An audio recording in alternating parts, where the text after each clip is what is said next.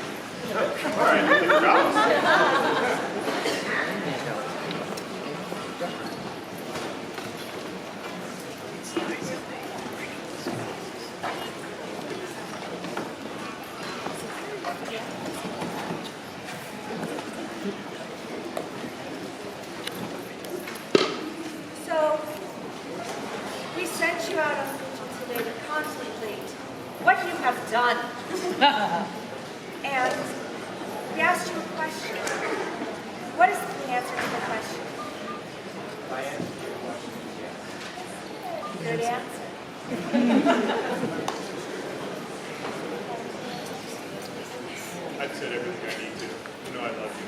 You're an amazing artist, you're a great guy, and just more deserving than I can. Yeah, I'll take a run.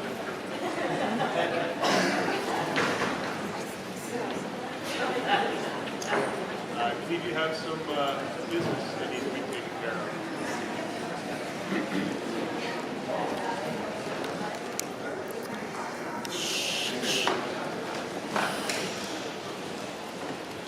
Ulfgeirr, you're my husband's student. Today, you'll be recognized as a master, and I would release you from your service to the house. And I would have your blessing.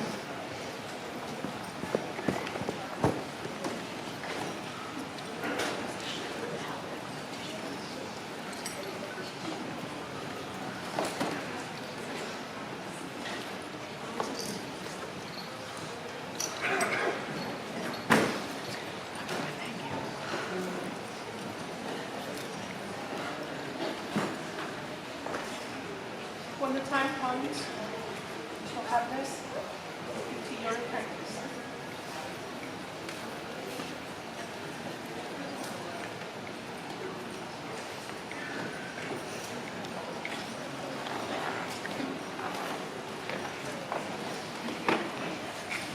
Their Majesties would have before them their Order of the Laurel.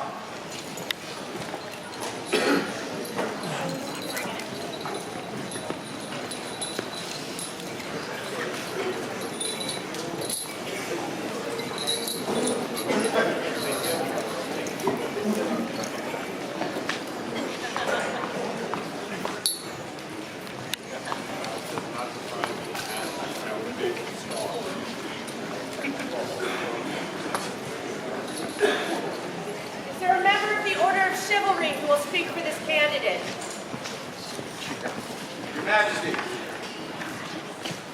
I, Balfar, claim this right. I've seen this man work for years. As chivalry, most of the kingdom expect us to go into battle, defend, and continually go forward. Never retreat. I've watched this man make a knife. Decided, that's gorgeous. I should make another one. I should make it harder. Then, I should make a sword and make that even harder to make.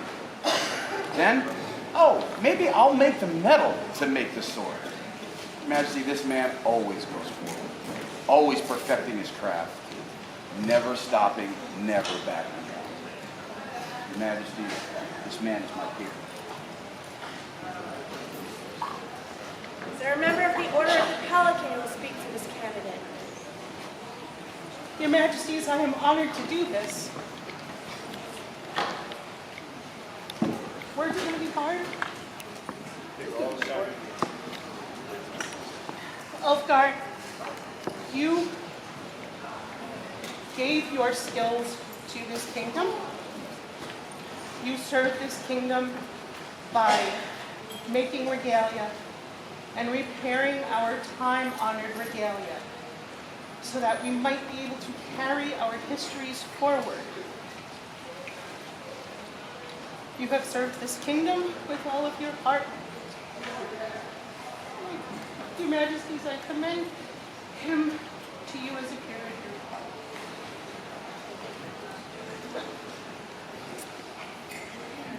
Is there a member of the Order of Defense who will speak for this candidate? I'm Master Lottieri Malocchio, and I claim that right, Your Majesties. I had prepared a statement explaining how the Masters of Defense have adopted perseverance as the virtue that we speak to. But you've heard from two of us already, and they talked about perseverance, so you get it. So I'm going to skip that part. But I will say that I'm not speaking about perseverance out of rote or out of tradition. I am speaking about perseverance because it is uniquely important to your story. I have known Ulfgeirr for 18 years. I knew him before he was Ulfgeirr. I did not know him before he was nice. But for every single one of those years, Ulfgeirr has been a smith. The common wisdom is, if you do something that you love for a job, you will never have to work a day in your life. And for those of us who have done that, we know that that's not usually true. Usually you come to resent the thing that you used to be passionate about.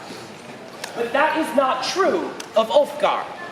If he ever resented working with metal, if he ever resented creating things over a forge, even one day in those 18 years, I never saw it. And that kind of perseverance is what it takes to turn a craft or an art or a profession into something transcendent.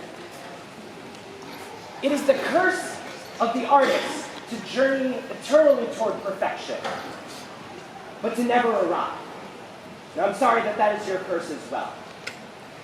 However, through your perseverance, you have come closer than anyone else I know, and that is why I commend him to you this day, Your Majesties. Is there a member of the Order of the Rose who will speak for this candidate? Your Majesties, Your Highnesses, Your Excellencies, and everyone still here.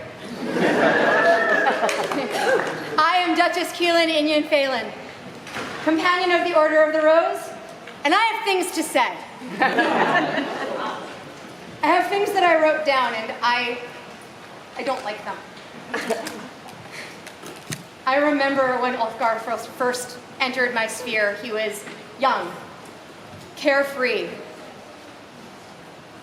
He was a dude. And whereas most dudes we know would come and fight and leave, he stayed and he helped. And not only did he help, but he made every single person feel like they were worthy. And I mean every single person, especially the small ones. I watched him in our camp Play with the children on their level and make them feel important. And you can tell a lot about who a person is when you watch them interact with young children. My impression of him was that he was courteous and kind and generous, and the intervening years have only proved to me that that impression was 100% true. I am fortunate to have people in my life who make me better. I'm going to read this one. Ulfgeirr makes me want to be worthy of him. He makes me feel worthy of love and admiration and friendship, even in those dark moments that we all have when I don't believe that I am. And the best thing is he does this in a very quiet and humble way. Not out loud, not in front of crowds. He does it quietly when someone is having a little bit of nerves in the middle of a pressing crowd, or when a queen is nervously perched on top of a shield for a long walk down the Pelican battlefield, or in the quiet nights in front of a fire when Penzig has gone still. This is his gift. He can make everyone feel worthy.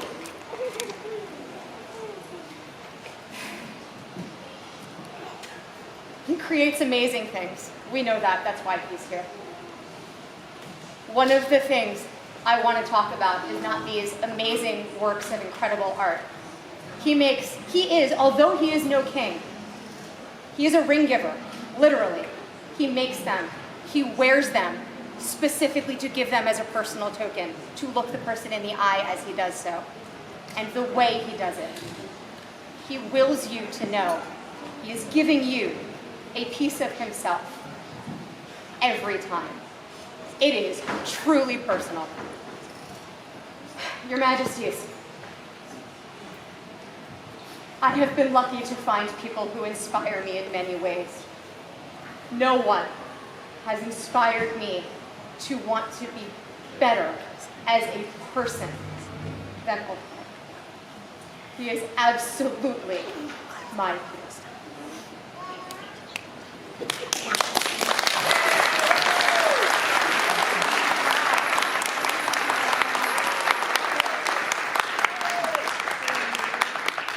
there a member of the Order of the Laurel who will speak for this candidate? Your Majesties, Your Highnesses, Your Excellencies, Populace, I, Master Estgar Hrofecaestre, would stand as a laurel and speak to the worth of this man who is my brother. Many long years have I known Ulfgeirr, and everything that has been said about this man is true.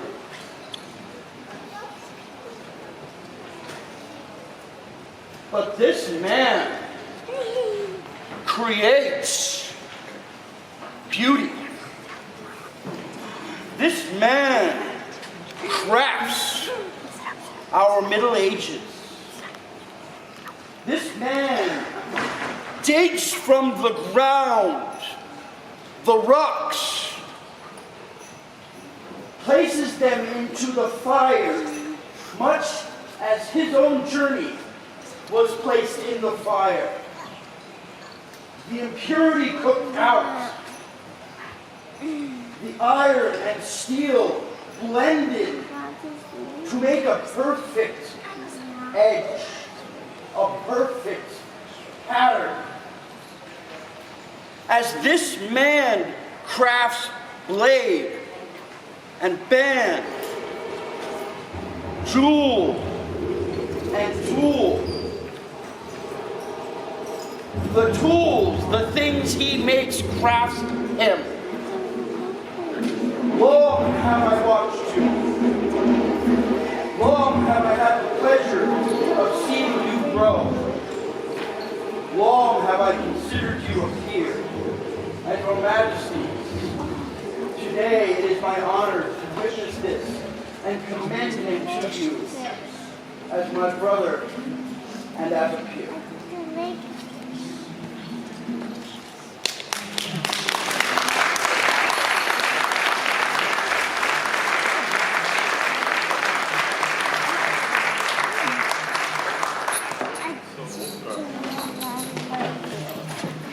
the words. Words. I cannot think of any more.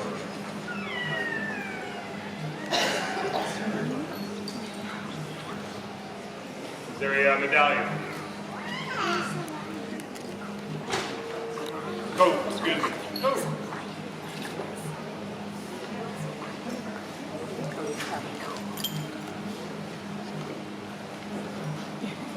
This way it is.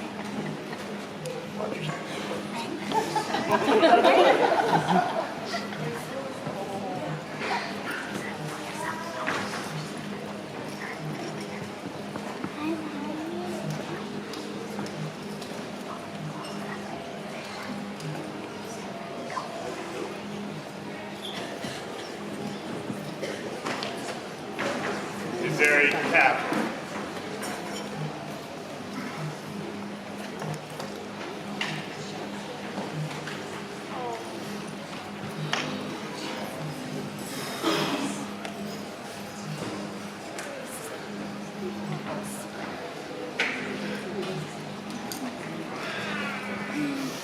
I don't have to.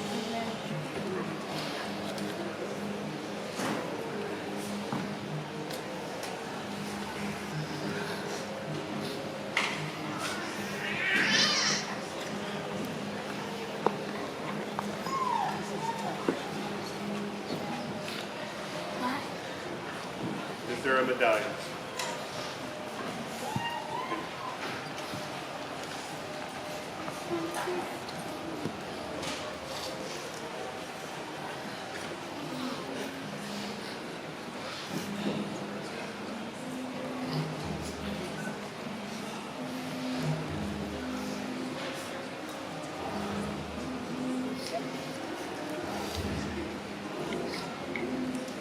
And is there a reed circlet?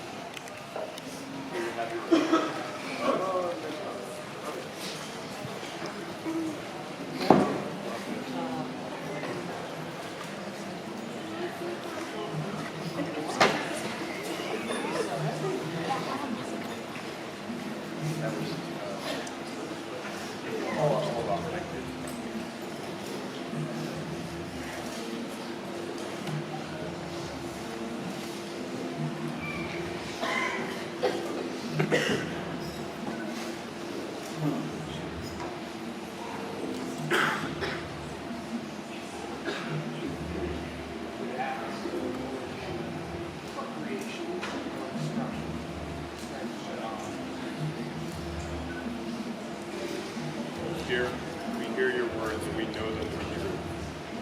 We swear to protect you in times of peace and war, and seek your counsel in times of peace. So swear we.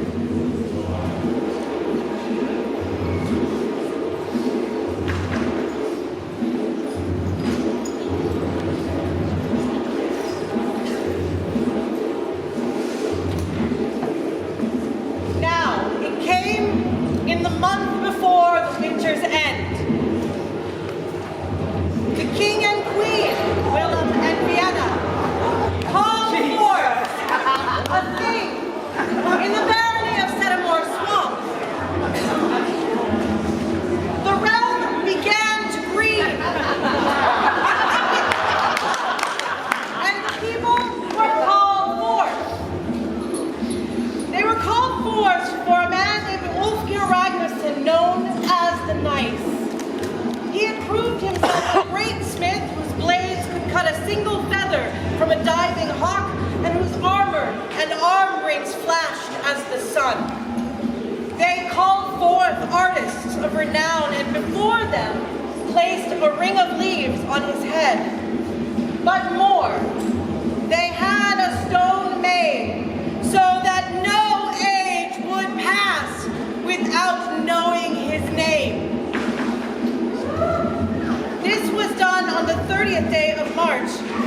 your reckoning, the 53rd year of the known world, and the stone rent. Wilhelm and Vienna raised this stone to praise Ulfgeirr, smith